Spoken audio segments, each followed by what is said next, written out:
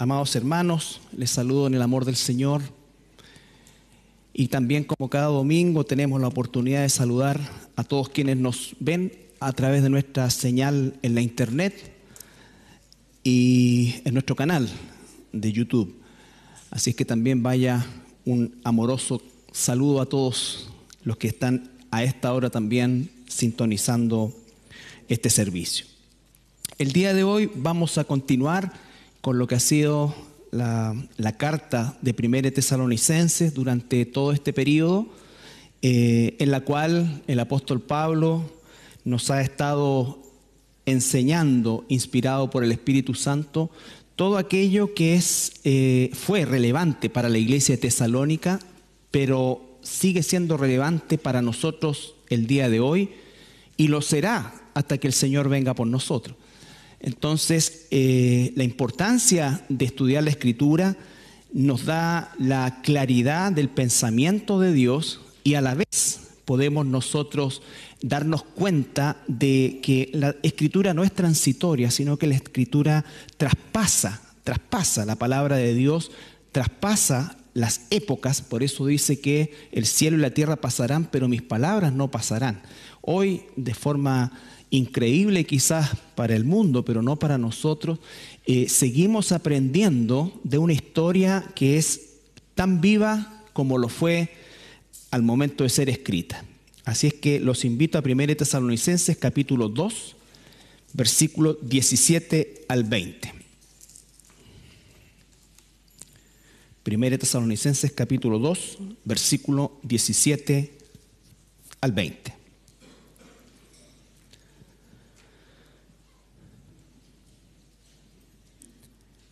Pero nosotros, hermanos, separados de vosotros por un poco de tiempo, de vista, pero no de corazón, tanto más procuramos con mucho deseo ver vuestro rostro.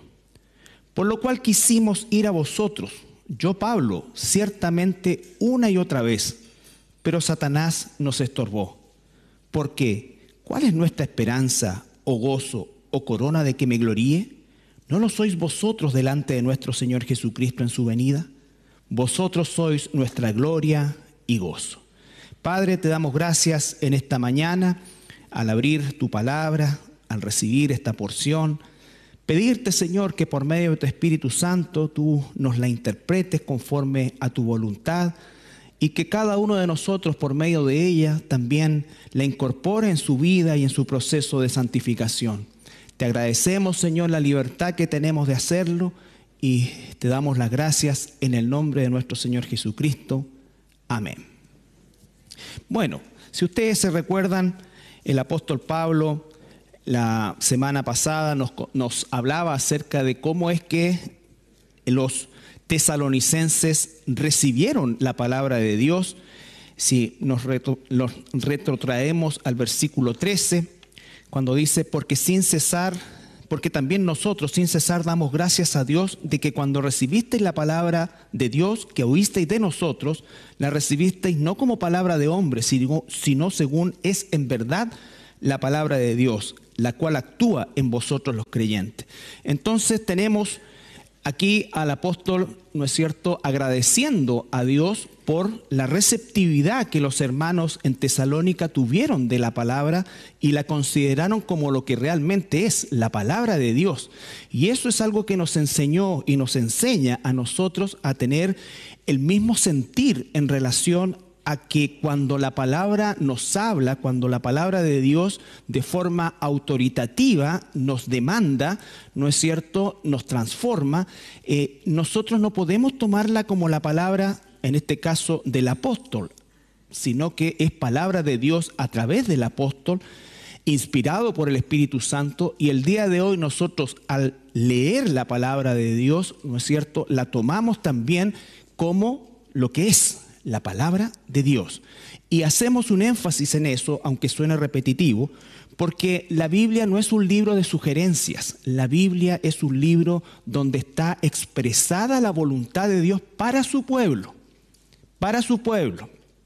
Cuando el pueblo de Dios falla en la palabra, ciertamente se va a encontrar en dificultades porque estamos pecando, como dice la carta del apóstol Juan, la primera carta, el pecado es infracción de la ley. Entonces la ley no solamente está vigente, sino que además la ley sigue siendo para nosotros la norma de conducta, la norma de conducta. Recuerden que cuando hablamos del nuevo pacto, que incluso está expresado en el Antiguo Testamento, en el libro de Jeremías, en el capítulo 31, dice: yo haré un nuevo pacto. Jesús vino a hacer un nuevo pacto, ¿no es cierto?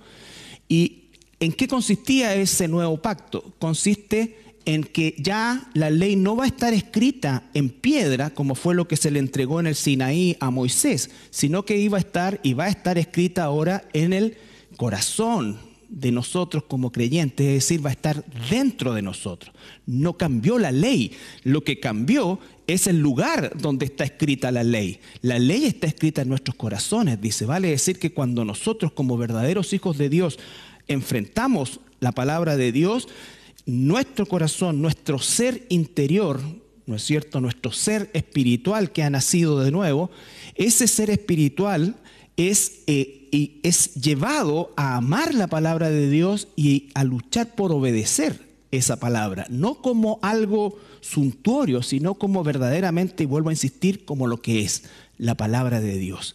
Entonces, la importancia de este proceso en el que Pablo está agradeciendo a Dios de los hermanos, ciertamente es algo que se transmite hasta el día de hoy, y por eso también hicimos y hacemos permanentemente hincapié en que no podemos nosotros dar cabida a situaciones personales que en un momento determinado, emocionales o de buenas intenciones, y asumir, ¿no es cierto?, con tanta liviandad muchas veces expresiones que no solamente llevan a confusión, sino que pueden ser abiertamente una situación pecaminosa, como decir: Dios me dijo, Dios me mostró, Dios me habló, ¿no es cierto?, con una certeza de la cual nosotros no podemos hacernos cargo, ni tampoco asumirlo como tal.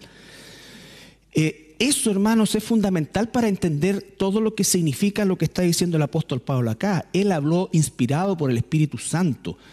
Fue certificado y enseñado por el mismo Jesucristo. Jesucristo, cuando estuvo en la tierra, Él dijo: yo hablo, o lo que hablo, todo lo que hablo es lo que el Padre me da a hablar. Entonces, ni siquiera Jesús expresó como palabra algo que no estuviera conforme a la misma ley de Dios.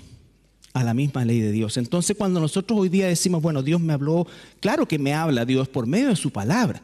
Me habla en forma personal, nos habla, por ejemplo, en este momento de manera congregacional, pero si no está la palabra de Dios de por medio, ¿no es cierto?, nosotros no asumamos, por favor, aun cuando sea con las mejores intenciones, situaciones que a lo mejor en nuestras emociones sentimos, pero que bajo ningún punto de vista podemos nosotros garantizar que es la voluntad de Dios. Aquí vamos a ver un ejemplo bien claro. El apóstol Pablo quiso ir varias veces o volver varias veces a Tesalónica porque amaba a estos hermanos, pero no pudo. Entonces, la palabra nos enseña que es siempre Dios el soberano. Dios el soberano. Entonces, parte el versículo 17 diciendo: pero nosotros, hermanos, se está dirigiendo a la iglesia, ¿no es cierto?, separados de vosotros por un poco de tiempo. Y ya vamos a entender esa expresión, aunque Pablo, según la historia, nunca más volvió a ver a los tesalonicenses, ¿ya? Pero él hace la expresión por un poco de tiempo y agrega: de vista, pero no de corazón. O sea, todo lo que el apóstol está diciendo acá es que no estaban obviamente de forma presencial, pero existía un amor que era imposible, ¿no es cierto?, no expresar, que es ese amor que tenemos nosotros y debemos tener nosotros por nuestros hermanos. Imagínense lo que pasó durante la pandemia. Yo no sé si usted sintió la misma ansiedad que sentí yo, la misma tristeza de no poder estar hoy como lo estamos, de no poder tener comunión con mis hermanos, de estar con todo lo que la gente dice, gracias a Dios por la tecnología, y está bien, pero nada reemplaza esto, nada reemplaza el contacto personal, el cara a cara que dice acá, que ya también lo vamos a explicar. Entonces el apóstol está, y de hecho su ansiedad la va a descargar mucho más claramente en el capítulo 3. Pero él expresa que aunque no los ha visto o no los ha vuelto a ver, y piensen ustedes que la ansiedad de Pablo, que al parecer por su descripción era un hombre ansioso, ¿no es cierto?, acelerado diríamos, con el nivel de comunicación que podía existir en aquel entonces, que era muy precario, cuánta ansiedad, cuánto deseo había en su corazón. Y él les expresa eso, porque si ustedes se recuerdan, parte, y nos devolvemos al capítulo 1 y vemos el versículo 2, dice, capítulo 1, versículo 2, damos siempre gracias a Dios por vosotros haciendo memoria. O sea, siempre están en nuestras oraciones, siempre están en nuestras oraciones, y se acuerda, dice, sin cesar delante de Dios. Entonces, eso es la demostración de ese amor genuino que Pablo tenía por estos hermanos en Tesalónica. Pero no solamente por ellos, era una característica del apóstol, porque lo expresó también en iglesias o a iglesias que fueron complicadas, que realmente desafiaron la autoridad, como los corintios, que rápidamente se dejaron envolver con los judaizantes en el caso de Galacia. Vamos a 2 Corintios capítulo 2, verso 4. Porque podríamos decir Pablo era barrero y expresó su cariño solamente a los que le alegraron la vida, por así decir. 2 Corintios capítulo 2, versículo 4.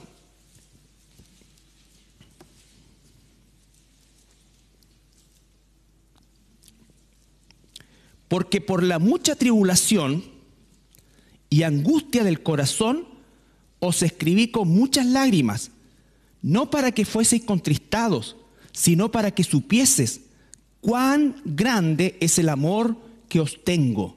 Corinto, una iglesia que realmente fue una iglesia, y las cartas a Corinto son, diríamos nosotros, las instrucciones más claras de lo que no debe hacer una iglesia.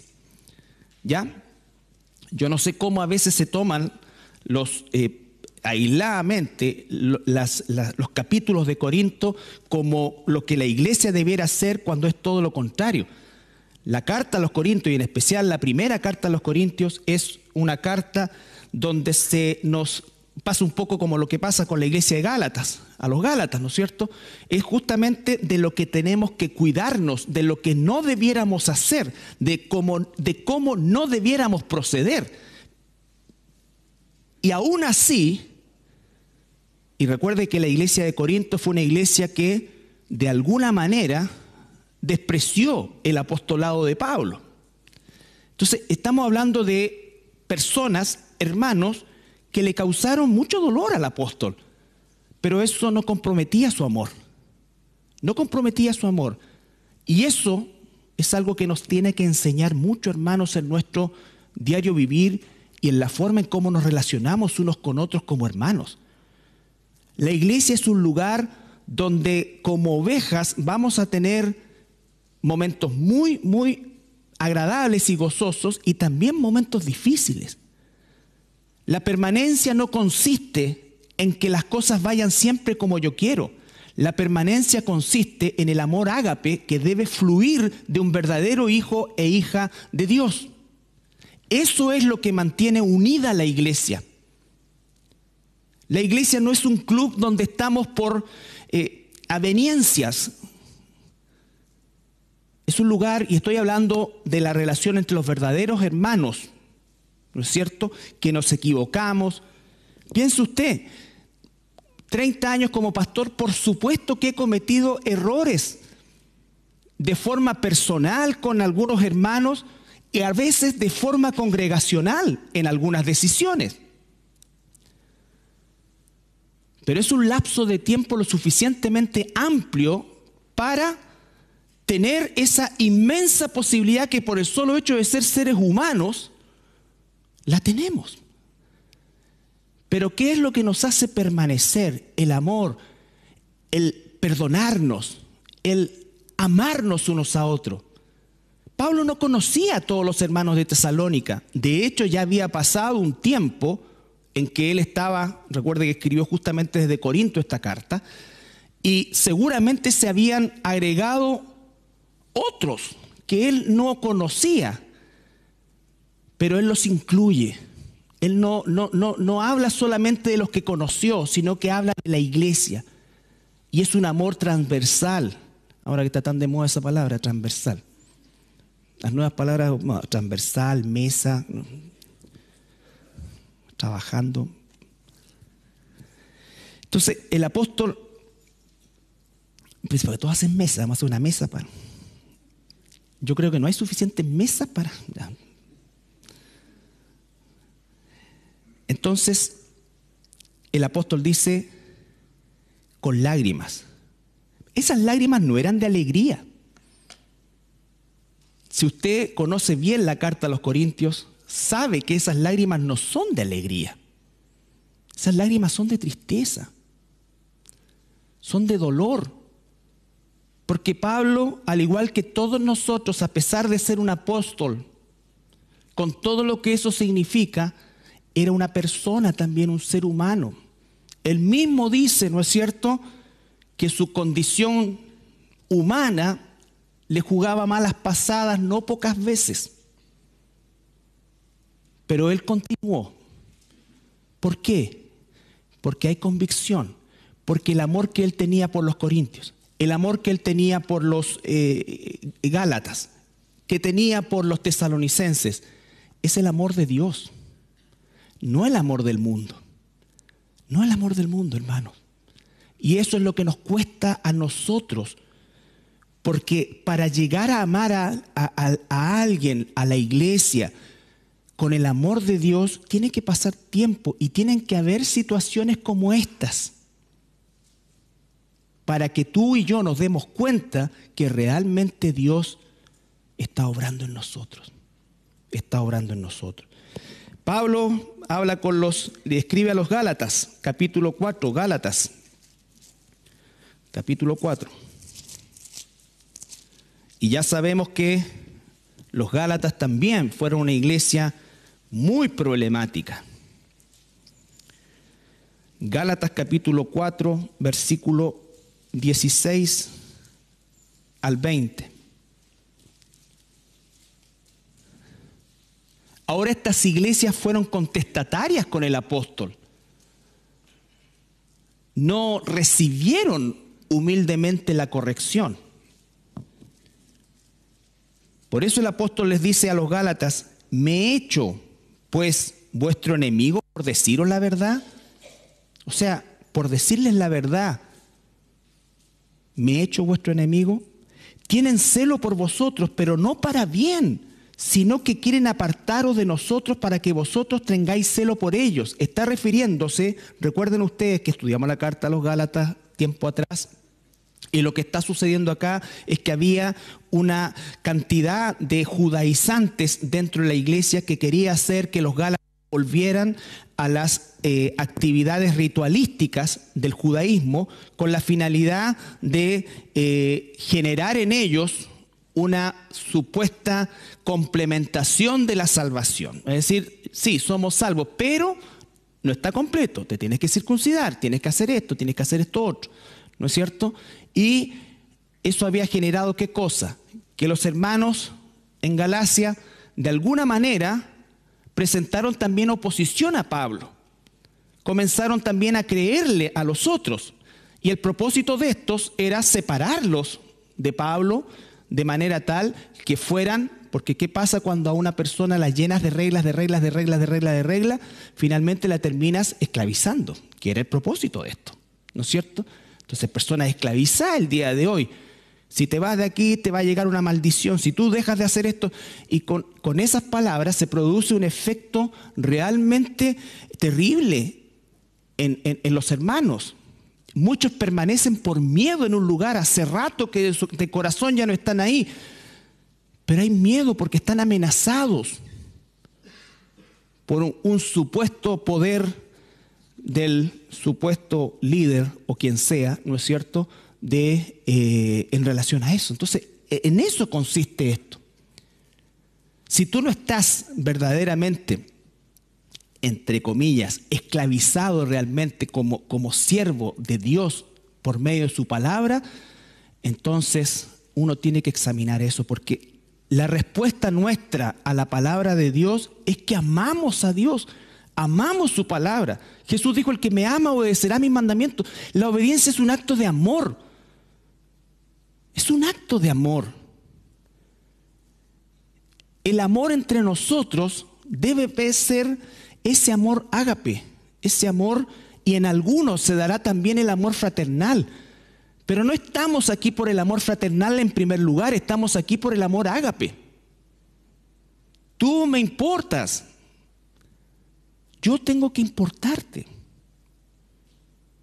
No solamente porque estamos en una iglesia juntos, sino porque estaremos en una eternidad juntos.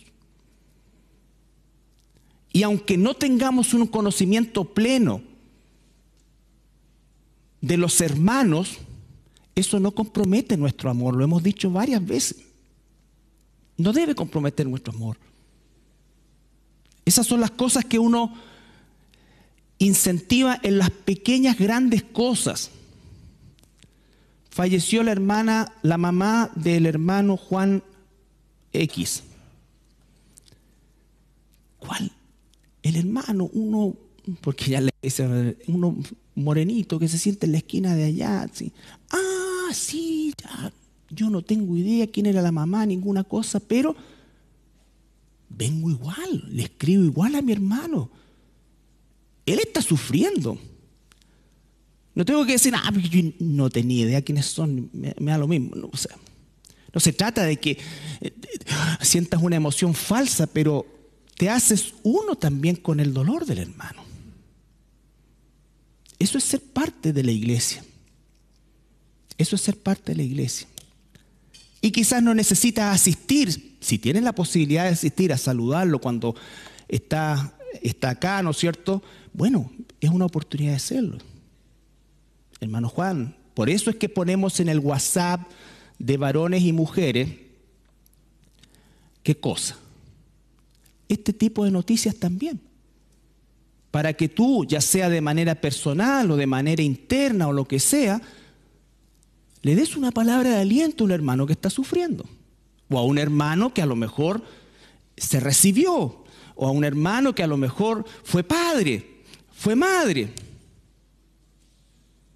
No necesitas ir al, ¿cómo se llama? Baby shower. Ni hacer un baby shower, ni ninguna cosa para darle un saludo a alguien. Esas son cosas personales, esas son cosas que se organizan. Antes, cuando éramos 10, 15, 20, ya por último hacíamos una celebración entre todos. Pero hoy día que somos hartos, no vamos a estar trayendo, vamos a estar las cosas, regalo para cada guagua que nace, salvo que realmente lo necesite. Pero eso no significa que no nos amamos, no. Entonces tenemos que madurar en esas cosas. Tenemos que madurar en esas cosas. Pablo dice: yo a ustedes, hermanos de Corinto, con lágrimas les escribí. Hermanos de Galacia, versículo 17, tienen celo por vosotros, pero no para bien, sino que quieren apartaros de nosotros para que vosotros tengáis celo por ellos. Bueno es mostrar celo en lo bueno, siempre, y no solamente cuando estoy presente con vosotros. Y aquí Pablo le abre el corazón, le dice: hijitos míos. Fíjese, en el capítulo 1 le dice Gálatas insensato. Ahora le dice: hijitos míos, por quienes vuelvo a sufrir dolores de parto hasta que Cristo sea formado en vosotros. Quisiera estar con vosotros ahora mismo y cambiar de tono, pues estoy perplejo en cuanto a vosotros. Entonces, esa ansiedad, quiero estar con ustedes para ayudarlos a salir de ese dolor. Y Pablo mismo, recuerdan Romanos 10, cuando él está hablando de sus hermanos, ya no como cristianos, sino que hermanos judíos. Él dice: ¿sabes qué? yo cambiaría mi salvación por la de ellos. Entonces tenemos al apóstol Pablo, que estaba siendo perseguido por estas mismas personas, pero que él expresa un amor que tampoco el amor consiste en llamar bueno a lo que está mal, porque los fariseos estaban mal.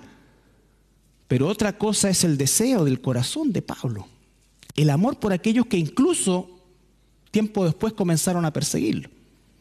Entonces, la importancia de esto, hermanos, es fundamental. Y si nos vamos al libro de Filipenses, capítulo 1,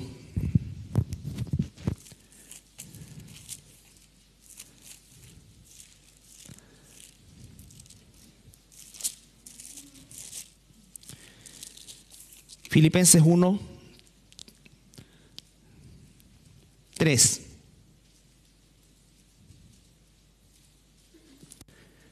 Al 7. Perdón, al 8. Vamos a ver rapidito. Doy gracias a mi Dios siempre que me acuerdo de vosotros. Se dan cuenta que no era una cosa exclusiva de los tesalonicenses. Pablo tenía una larga lista de oración, pero no oraba por él, oraba e intercedía por estos hermanos, por los de Tesalónica, por los de Corinto, por los de Galacia, por todas las iglesias que él fundó. Siempre todas mis oraciones rogando con gozo por todos vosotros, por vuestra comunión en el Evangelio desde el primer día hasta ahora, estando persuadido de esto, que el que comenzó en vosotros la buena obra la perfeccionará hasta el día de Jesucristo. Como me es justo sentir esto de todos vosotros, por cuanto os tengo en el corazón y en mis prisiones y en la defensa y confirmación del Evangelio. Todos vosotros sois participantes conmigo de la gracia, porque Dios me es testigo de cómo os amo a todos vosotros con el entrañable amor de Jesucristo. ¿Cómo les amo? Y dice después, y pido esto en oración, que vuestro amor abunde aún más y más en ciencia y en todo conocimiento. O sea, los incentiva a amarse unos a otros, entendiendo lo que es el amor de Dios. El amor de Dios.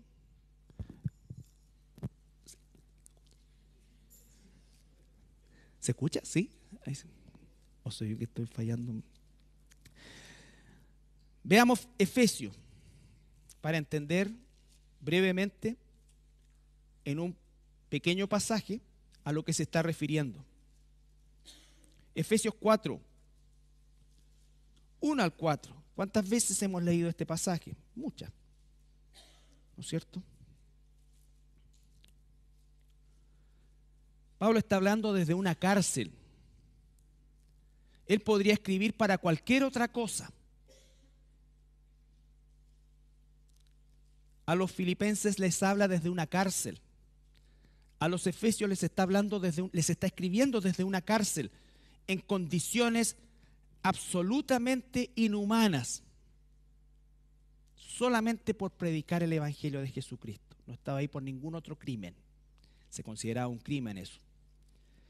Yo pues, preso en el Señor, os ruego que andéis como es digno de la vocación con que fuisteis llamados, con toda humildad y mansedumbre, soportados con paciencia los unos a los otros en amor. Ese amor es el ágape. Solícitos en guardar la unidad del Espíritu en el vínculo de la paz. Solícito en guardar la unidad. Solícito en guardar la unidad. No meta chisme, no hable tontera. No diga cosas que no son. No amplifique cosas que pueden ser un pelambre destructivo. Hable con la gente lo que tiene que hablar. Sea valiente y enfrente sus propias cosas. No hable por medio de terceros.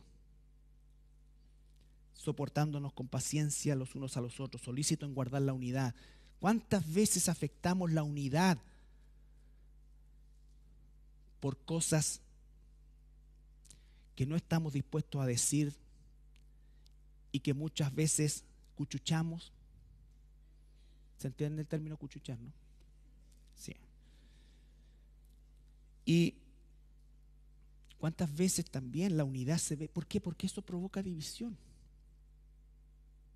Oye, me dijo tal persona, ¿qué? Y uno dice, no, pero no fue así. No sé, pero eso fue lo que dijo. Y se lo dijo este. Entonces después empieza un ruido y eso provoca división. ¿Y por qué no fuiste? No, lo que pasa es que mira, yo estaba yendo, pero no sé, me siento como decepcionado. Oye, en la iglesia nos vamos a decepcionar. Pero si nos decepcionamos con mucha frecuencia, tenemos que darnos cuenta que algo malo también está con nosotros. Imagínense Jesús cuánto compartió con ellos. Y hay una sola vez en todos los evangelios donde él dice, ¿hasta cuándo? ¿Hasta cuándo voy a estar con ustedes? Pero no lo hace porque al contrario, los ama, pero en un momento sí, efectivamente se expresa. Pero amarnos es todo lo que dice acá, solícito en guardar la unidad del Espíritu en el vínculo de la paz.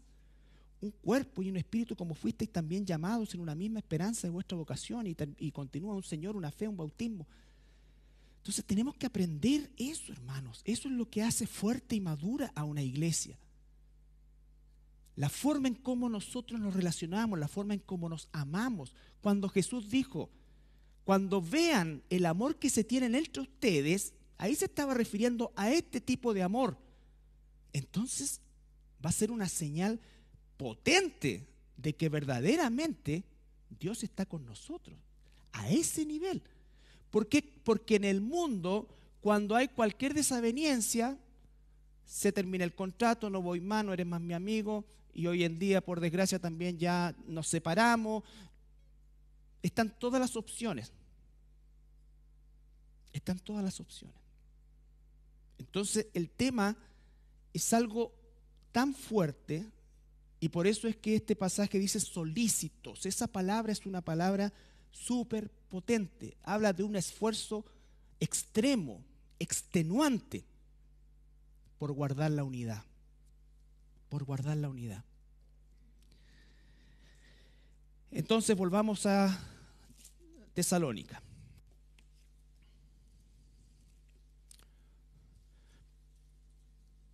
Primera Tesalonicenses 2:17. Pero nosotros, hermanos, separados de vosotros. La palabra separados que dice ahí es una palabra en el griego aportanizo, que significa un desarraigo violento. Normalmente esta palabra en la cultura se utilizaba para hablar de niños que quedaban huérfanos abruptamente por la muerte de sus padres en una batalla, en una guerra. O sea, de golpe quedaron huérfanos. Entonces Pablo está usando esa palabra porque él siente, sabe qué cosa, que fue el desarraigado violentamente de Tesalónica. Y fue desarraigado por la persecución, pero por sobre todo, recuerdan la historia en Hechos 17, ¿no es cierto? Jasón, ¿ya? Fue amenazado, él y su familia, de que si Pablo volvía, ellos iban a pagar la consecuencia. Entonces Pablo no volvió porque estuviera arrancando, fuera un cobarde, no, porque él no quería que eso sucediera. ¿Qué problema iba a tener Pablo de volver si nunca tuvo problema en eso? Cuando lo apedrearon, ¿no es cierto? Él se levanta y vuelve a entrar.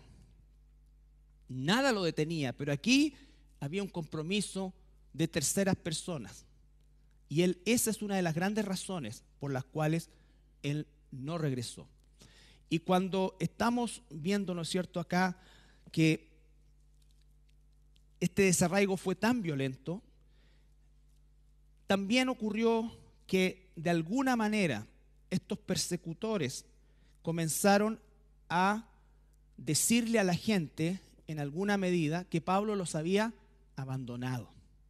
Incluso, como la vamos a ver en 2 de Tesalonicenses, vamos para allá, 2 de Tesalonicenses, la otra carta que escribe,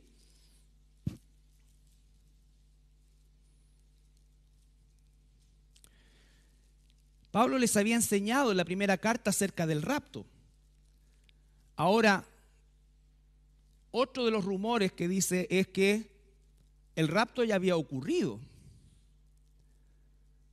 Entonces, todo eso lo que quería traer era justamente desestabilizar a la congregación. Una congregación jovencita, recuerde que Pablo estuvo algunos meses ahí.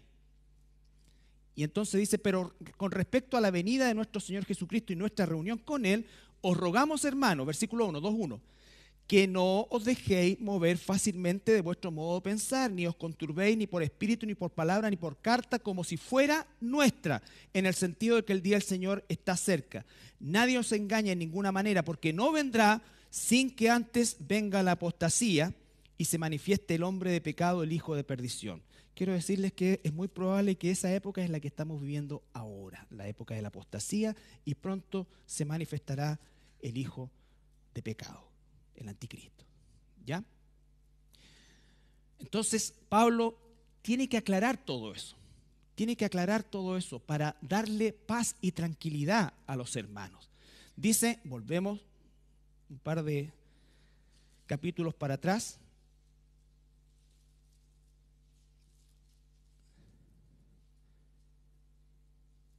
Pero nosotros, hermanos, separados de vosotros por un poco de tiempo, de vista, pero no de corazón, tanto más procuramos con mucho deseo ver vuestro rostro. Ver vuestro rostro es una expresión característica en la Escritura, tanto en el Antiguo como en el Nuevo Testamento, que habla de una relación de partida, personal, física, pero también de intimidad, de compartir, ¿no es cierto?, en este caso espiritualmente esa intimidad.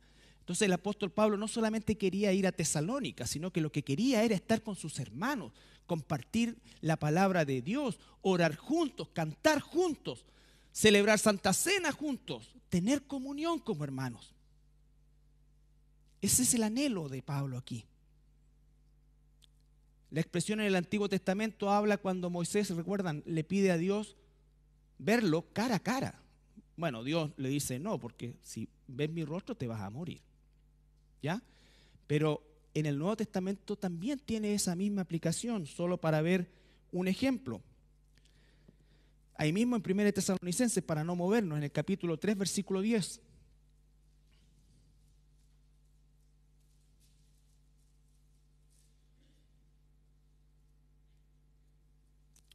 Orando de noche y de día, con gran insistencia, para que veamos vuestro rostro y completemos lo que falte a vuestra fe.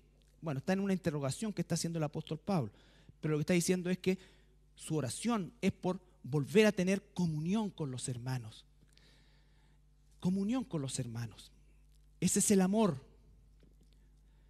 ágape que hemos hablado, ¿no es cierto? Que también nosotros debemos pedir de Dios. El amor ágape nunca es un amor egoísta.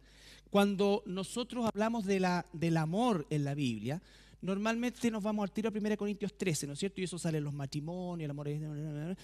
Pero eso no está en el contexto del matrimonio, aunque obviamente cada uno de esos aspectos se tiene que practicar.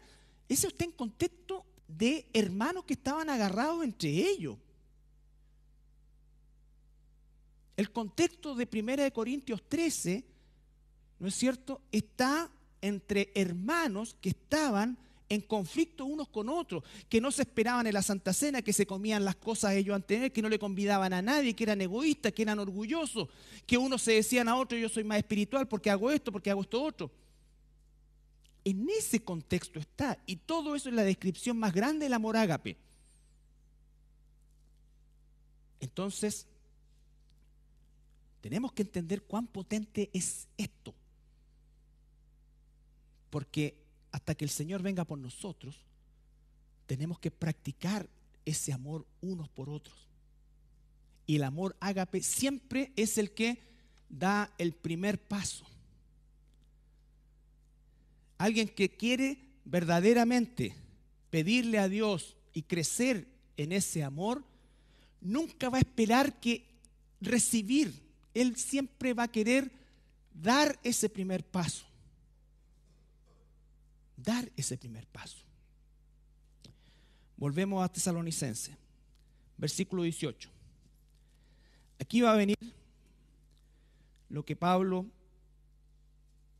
expresa, que pese a ese inmenso amor y ese deseo de ver su rostro, de tener comunión con ellos, por lo cual quisimos, versículo 18, ir a vosotros.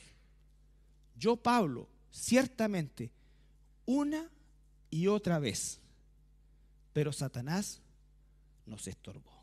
Recuerde que la palabra Satanás es adversario, ¿ya? Adversario. Acá Pablo utiliza la palabra que se usa o que pertenece al hebreo. En griego es diabolo. Usa la palabra en el hebreo, dice el opositor, ¿qué cosa? Nos estorbó. ¿Qué es lo que hace Satanás? Estorbar la obra de Dios. Si Dios dice sean solícitos en la unidad, ¿qué es lo que Satanás desea? Provocar división. Si nosotros quedamos enfadados, dolidos por algo y empezamos a albergar rabia hacia otro hermano, hacia otra hermana, porque no somos capaces de hablar, ¿qué va a hacer Satanás? Producir raíces de amargura. Ese es el deseo de él. El deseo de Dios es, ¿qué cosa? No se mientan, díganse la verdad, Efesios. Solícito en guardar la unidad. Perdónense, así como yo los perdoné. No usen palabras deshonestas, no usen palabras feas entre ustedes. Entonces, eso nos tiene que enseñar, hermanos, cuál es la relación que tiene que haber entre nosotros. La iglesia tiene que ser sal y luz en todo sentido a lo que es el mundo. En el mundo las cosas se manejan de esa manera. En la iglesia no debe ser así. Y nosotros afuera y adentro debemos actuar de la misma forma, de la misma manera.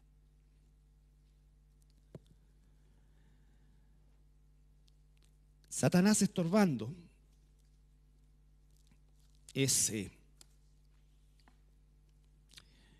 estorbó a Jesús tentándolo.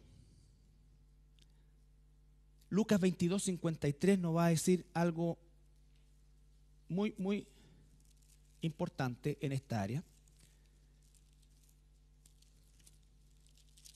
Lucas 22:53. No olvide que tenemos ese enemigo, pero ese enemigo no se manda solo.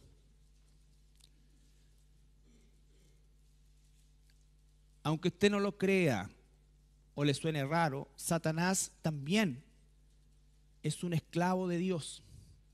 Dios le permite, y solo Él es el que permite que haga lo que haga. Su deseo es destruirnos. ¿Quién contiene eso? Dios. Porque Dios lo usa ¿para qué? Para perfeccionar a sus hijos.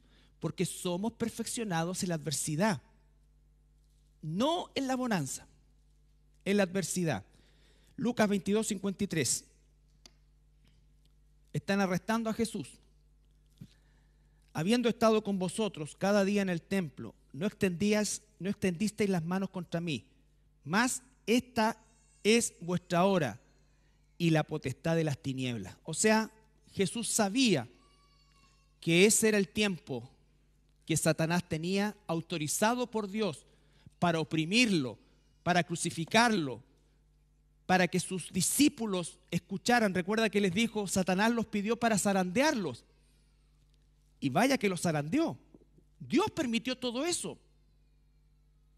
Dios permitió todo eso. Cuando Pedro, ¿no es cierto?, van a arrestar a Jesús, ¿qué hace él? Saca la espada y ataca, le corta la oreja, dice a un siervo del sumo sacerdote llamado Malco. Jesús se la repone. ¿Y qué le dice? Al que a hierro mata, a hierro muere. ¿Acaso no sabes que si yo quisiera, le pediría a mi Padre una legión de ángeles para que me defendiera? Y le dice, pero ¿cómo se cumplirían las Escrituras? Que el Cristo tiene que morir, tiene que padecer, porque hay un plan. Hay un plan. Las acciones de Satanás están calculadas por Dios. Por eso él dice que no nos dejará pasar por nada de lo cual no nos haya dado una salida. El problema es que a veces somos tan inmaduros que no vemos la puerta. Entonces, la importancia de entender esto, no estoy diciendo ni que es agradable ni deseable, pero es parte del plan. El sufrimiento es una materia de la vida del cristiano.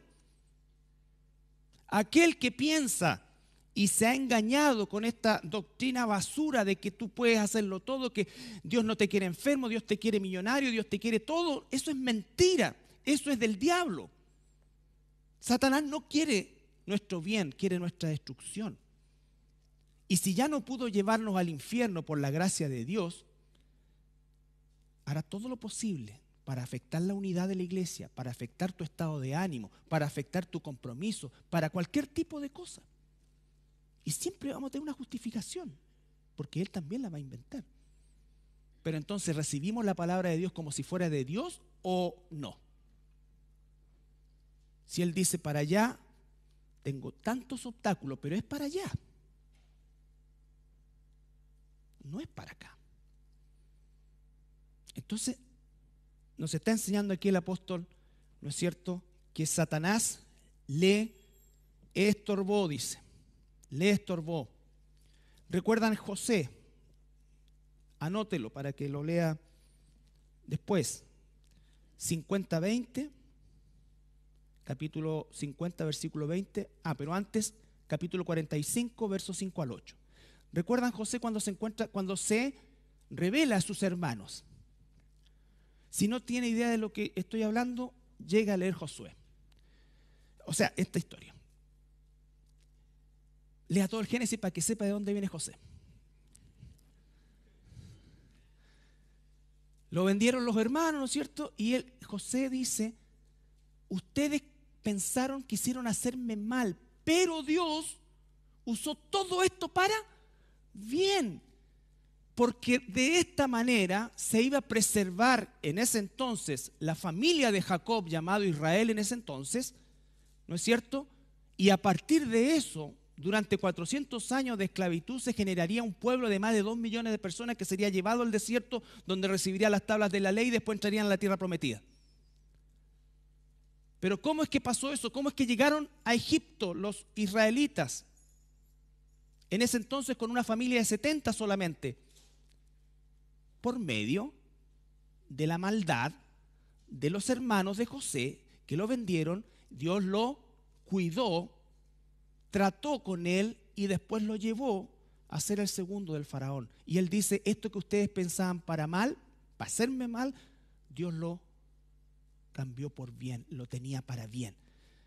Y espero que tenga más sentido cuando nosotros leemos Romanos 8. A los que aman a Dios, todas las cosas les ayudan a bien. Entonces, no es algo que estamos buscando, es algo que se va a dar en algún momento. Dios nos va a apretar y nos va a apretar hasta donde Él que nos hizo y nos conoce sabe que puede apretar. Nunca te va a apretar ni más ni menos. Ni más ni menos. Si Él hubiese querido apretarnos a nosotros mucho, habríamos nacido en China, en la época de la Inquisición, habríamos nacido en la época de la persecución de los primeros cristianos. Pero no, somos de esta época. Somos de esta época. Pero igual nos aprieta. Y nosotros no debemos rechazar eso. Dice Pedro, tengan sumo gozo cuando son sometidos a prueba. Eso suena totalmente distorsionado si no entendemos lo que significa realmente a la luz de la Escritura. Por eso a veces equivocadamente está pasando alguien, una enfermedad, alguien que no es cristiano, y le decimos, bueno, esta es una prueba del Señor, pero tienes que gozarte. ¿Cómo es eso? Incluso los nacidos de nuevo no pueden asimilar muchas veces bien eso. ¿Cuánto más lo otro? ¿Y por qué no lo podemos asimilar? Porque en nuestro inconsciente colectivo, como hemos crecido en una cultura idólatra, tenemos la asociación de que Dios o cualquiera de eso siempre es, y le pido para que haga lo que yo quiero. Para que haga lo que yo quiero. Entonces Satanás, imagínense si Satanás, Dios no le hubiese permitido estorbar a Pablo. Pablo habría llegado a Tesalónica y nunca jamás se habrían escrito estas dos cartas. Por ese impedimento es que Pablo, inspirado por el Espíritu Santo, redacta estas dos cartas que nos bendicen hoy, 2000 años después, y han bendecido a la iglesia durante toda la historia. Y seguirá siendo así hasta el último día. Entonces, entender eso, hermanos. Cuando hay sufrimiento genuino como prueba, ¿no es cierto? Nosotros tenemos que realmente estar en paz con Dios. Aún en nuestra ansiedad humana, lleven toda vuestra ansiedad a Cristo, dice. ¿No es cierto? Él tiene la salida. Yo quiero ver esa salida, porque quiero no solamente con la idea de escapar de esto, sino que glorificar a Dios en este proceso. Por alguna razón, Dios permite que algunos pasen de una manera, de otra manera, pero Él es soberano sobre eso. Siempre me recuerdo de la parábola que cuenta el Señor Jesús, cuando ve que se están como quejando los discípulos, y les cuenta la parábola del dueño de la tierra, de un fundo, que sale a contratar a las 7 de la mañana para que empiecen a las 8 y les ofrece 2 denarios y todos están de acuerdo, pero después se va dando cuenta, no sé en realidad si se va dando cuenta si le falta gente o no, pero él lo hace. Contrata a otro a las 12 del día por 2 denarios también. Y a las 5:30, a las 6 terminaba la jornada y contrata a otros también. Y cuando están todos en la fila, ¿qué es lo que sucede? Los que empezaron a las 8 de la mañana, oye, ni transpiró. Ni transpiró. Y le van a pagar lo mismo y se empieza ese murmullo. ¿Y qué dice Jesús? Oye, ¿por qué te pones así? Cuando hablé contigo no te dije, ¿estás de acuerdo con 2 denarios? Y tú dijiste sí. Entonces, ¿por qué? ¿No soy acaso yo dueño de esto? ¿No soy dueño yo de ser misericordioso con todos los otros? Entonces, eso, hermano, ¿por qué? Porque muchos van a llegar seguramente a la presencia del Señor en los descuentos de esta cuestión. Y otros habremos y habrán jugado el partido completo. Entonces, pero eso es del Señor, tiene propósito con nosotros. ¿No es cierto? Tiene propósito con nosotros, tiene propósito con dejar tiempo. Otro ejemplo de la soberanía de Dios, Esteban. Por el sermón que da Esteban, de varios versículos, era pero realmente ¿cómo le llaman? Un activo valiosísimo para la naciente iglesia. Pero muere sin debutar.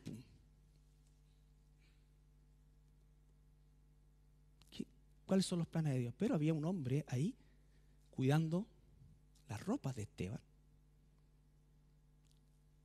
que una década más tarde se transformaría en el apóstol Pablo. Entonces, saber que Satanás es poderoso, pero no es todopoderoso, no tiene el control, y él sí es nuestro enemigo, ¿no es cierto? Sí, Dios le permitirá de repente, ¿no es cierto?, ciertas cosas en nuestra vida, pero también sepamos que está bajo el control y la soberanía de Dios. ¿Ya? A mí me entristece cuando hay cristianos que le tienen más miedo al diablo que a Dios. El temor de Dios es lo que tiene que contar. El temor de Dios. Volvamos para ir terminando a 1 Tesalonicenses. Satanás nos estorbó, ¿no es cierto? Primera de Pedro dice también que anda como un león rugiente buscando a quien devorar. No está hablando de la gente del mundo, está hablando de la iglesia. Pero va a tocar solo a quien Dios le permita y hasta donde Él permita. Versículo 19. Porque ¿cuál es nuestra esperanza o gozo o corona de que me gloríe? ¿No lo sois vosotros delante de nuestro Señor Jesucristo en su venida? Vosotros sois nuestra gloria y gozo. Aquí recuerde que Pablo dice en el versículo 17 que no los ha visto por un poco de tiempo. De alguna manera, él, en el versículo 19, se traslada, la palabra ahí, venida, que dice, es la palabra parousia, que no es una palabra del léxico cristiano, es una palabra genérica, así como iglesia, eclesía o asamblea. Y lo que está diciendo acá no es una presencia física como lo que es la segunda venida del Señor Jesucristo, que va a bajar en el monte de los olivos, dice Malaquías, ¿no es cierto? Y va a poner su pie y va a entrar por la puerta dorada a ese tercer templo, sino que lo que está diciendo acá y está hablando específicamente de lo que va a ser el rapto. Lo va a explicar después. Y para entender el rapto hay que ir más atrás después con todo lo que es la historia del pueblo de Israel propiamente tal. Pero él está diciendo, cuando eso ocurra, entonces yo los voy a ver. Y ya no los voy a ver por un poco de tiempo, sino que los voy a ver por toda la eternidad. Y ustedes son mi gozo. ¿Y qué es lo que está diciendo acá? La palabra gloríe ahí no le llame a error, es una traducción del siglo XVI, la Reina Valera en esencia, ¿no es cierto? Muchas de esas palabras. La palabra gloríe tiene que ver con gozo también, tiene que ver con satisfacción, pero no una satisfacción egoísta, sino que una satisfacción, ¿no es cierto?, del trabajo hecho, del bien que le hicimos a otros. Pablo está diciendo, yo siento y voy a sentir ese día la satisfacción, el gozo de ver que Dios me usó, aún en mis imperfecciones, para que ustedes hoy día estén acá. Yo no los traje, los trae Dios, pero Dios me usó. Y eso llena de gozo. Y eso habla de nuestra responsabilidad con el evangelismo. Quiero preguntarte, y esto no se trata de tener o no tener el don. Nadie puede decir, no, que yo no tengo el don de evangelismo. Todos tenemos que predicar. El don de evangelismo lo voy a explicar el día miércoles. Todos tenemos que predicar el evangelio a alguien. Y la pregunta es, ¿alguien ha llegado al evangelio por tu predicación? Uno más que sea, como dicen, o alguno más, no lo sé, pero ¿sabes dónde vas a saber tú si tienes el don de evangelismo o no? Es si estás permanentemente orando y pensando con la gente que habitualmente comparte y le estás hablando del Señor, le estás compartiendo, estás orando por ellos y de repente se convierte uno. Y de repente viene un hermano, hace un estudio evangelístico y se convierte en 10. Tiene tanto valor el uno como los 10. Pero tú sabes, yo probablemente no tengo el don de evangelismo, pero he evangelizado igual. Pero si nunca comparto y si mi vida es un desastre, espiritualmente hablando, obviamente que no puedo esperar conversión a través mío. Entonces, Pablo dice, yo, aunque no los vuelva a ver, y de hecho no los volví a ver nunca más, tengo ese gozo de saber que un día los voy a ver cuando el Señor venga por nosotros, ¿no es cierto? Y me voy a gozar porque ahí están ustedes, en las bodas del Cordero nos sentaremos y me podré gozar y recordarme de todos ustedes a quienes les compartí el Evangelio. Y Pablo tenía ese gozo porque también había un dolor permanente en Pablo, que era el haber participado en la persecución de la iglesia. Entonces también ese día va a ser un día para acercarse a esos hermanos que quizás él condenó. Pero su gozo es en ese momento, todos. Por eso dice el apóstol, ¿qué cosa? Me gasto en esto, gasto mi vida en esto. He peleado la buena batalla, prosigo. Es una convicción absoluta. Quizás de alguna manera en su corazón, en su mente, estaba la idea de un poco compensar, entre comillas, aunque sabiendo que no era así. Pero de alguna manera eso también lo impulsaba. Entonces, hermanos, en resumen, Ciertamente debe haber entre nosotros un amor ágape. Lo más cercano a que tuvimos eso fue esta pandemia, que generó dos eventos. Algunos que no volvieron más, ni aquí ni a otro lado, y otros que teníamos una ansiedad inmensa por vernos unos a otros. Pero ese amor tiene que crecer, desarrollarse. Por eso, si tenemos ese amor, podremos entender sin ningún problema el no dejar de congregarnos.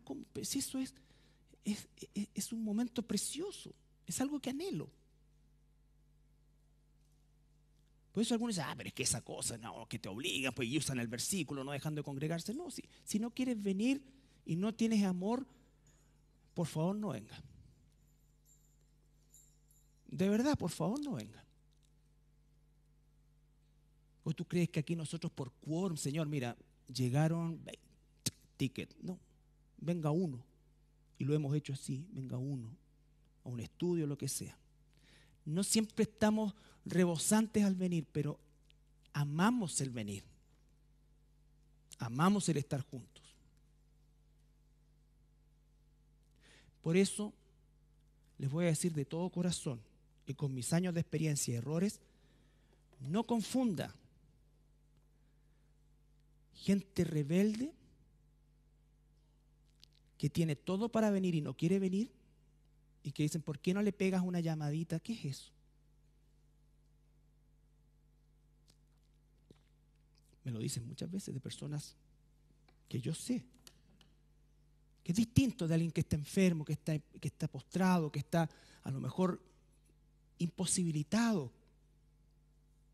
que su único es, tenemos hermanas ancianitas, ¿no es cierto?, que ven por internet, le dicen al nieto, a quien sea que le pongan, y su único deseo sería estar, anhelan estar en la iglesia. Nos escriben, hermanas que nos escriben y que tienen 80 y tantos años, y su único deseo sería estar en la iglesia. Claro que las voy a ver, porque además hacen ricas roscas, pero eso es como el regalo de Dios. Sí. Las mejores roscas que he comido, no voy a nombrar a la hermana. Claro que la voy a ver con gusto.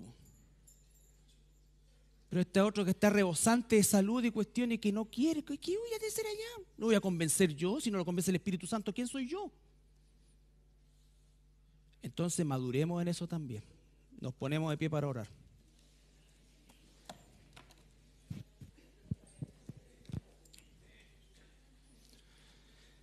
Padre, te damos gracias esta mañana por tu palabra y te pedimos, Señor, de todo corazón, que ella realmente pueda contristar nuestro corazón por nuestros pecados, pero a la vez darnos el gozo, Señor, de estar juntos, Padre, y de como cuerpo enfrentar lo que viene, Padre. Somos tus hijos, somos tu pueblo. Estás con nosotros. ¿Qué más grande que eso, Señor? Gracias te doy, Padre amado, por tu palabra y te pido, Señor, tu bendición en el nombre de Jesús. Amén.